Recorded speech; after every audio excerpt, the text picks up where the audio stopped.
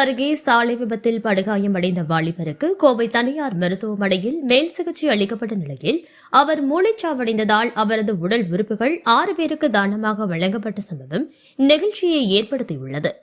மதன் அப்படிங்கிறவங்களோட உடல் உறுப்பு தானம் அவங்க ஃபேமிலி மெம்பர்ஸ் எல்லாருமே பண்ணியிருக்காங்க.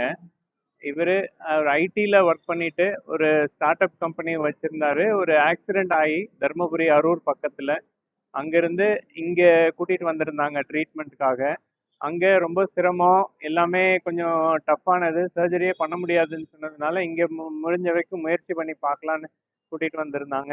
நாங்களும் சர்ஜரி முடித்து மேக்ஸிமம் முயற்சி பண்ணணும். ஆனால் அந்த முயற்சியில் ஓரளவுக்கு மேலே சக்ஸஸ் ஆக முடியல. அதனால் நேற்று இதிலேருந்து அவர் பிரெயின் டெத்துங்கிற மாதிரி ஒரு சுச்சுவேஷன் வந்ததுக்கப்புறம் அவங்கக்கிட்டேயும் பேசியிருந்தோம்.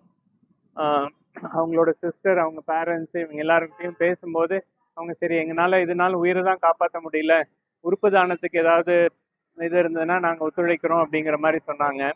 அதுக்கப்புறம் அவங்களோட சம்மதத்தின் பேரில் முதல்ல அவங்க தான் கேட்டிருந்தாங்க. அவங்களோட சம்மதத்தின் பேரில் இப்போது மதன்குமாரோட உடல் உறுப்புகள் அபிராமி ஹாஸ்பிட்டல்லேருந்து பல்வேறு ஒரு 6-7 இடத்துக்கு டிரான்ஸ்பிளான்ட்டுக்காக அனுப்பிச்சிருக்கோம். இதில் ஹார்ட் எடுத்திருக்காங்க, லிவர் எடுத்திருக்காங்க, கிட்னி எடுத்திருக்காங்க.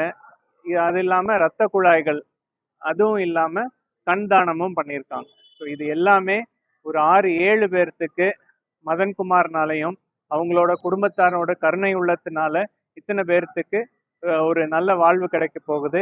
இந்த தருணத்தில் அவங்க எல்லாத்துக்கும் வணங்கி நன்றி சொல்லிக்கிற கடமைப்படுறோம்.